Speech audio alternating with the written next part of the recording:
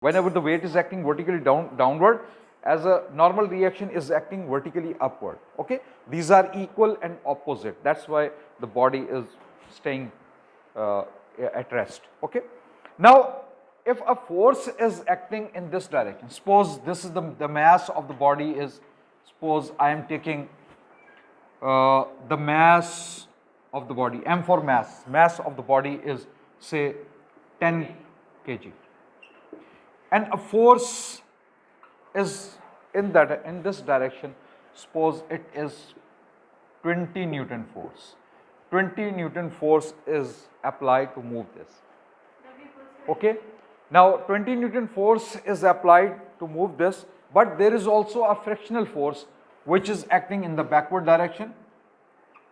That may be the friction due to the surface, maybe the air friction, air resistance, etc. So whatever the friction is, those all forces which are against the motion of the body. So say this is 5 Newton. Now he is asking you that find out the acceleration of the body. Find out the acceleration of the body. So how you are going to find out the acceleration of the body? So you know F is equal to ma. Which F? You can see that there is forward force. Yes, 15. The force, basically you have to find out the resultant force of these two forces. So F is equal to 20 minus 5 gives you 15 Newton. So 15 Newton is the resultant force due to which the acceleration is being produced. Okay. Now F is equal to ma. You know the formula that F is equal to ma.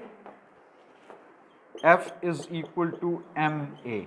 Now 15 is equal to the mass of the body is 10 and a. So from here acceleration is equal to 15 over 10, 1.5 meter per second square. So in this way you can find out the acceleration when the resistance is there. If the resistance is not there, then only the forward force is being applied, then simply with the help of the forward force you can find out. But if there is resistance, you will have to consider that resistance. Okay, is that clear? If the body is starting from rest, what about its initial velocity? Zero. Initial velocity is 0. And for example, the initial body is, now listen to my question very carefully. The body is starting from rest, and after 2 seconds, its velocity becomes 15 meter per second. Okay, after 2 seconds its velocity becomes 15 meter per second, and the acceleration of the body is say 5 meter per second square. What will be the final velocity of the body? How you can find out the final velocity? Which formula?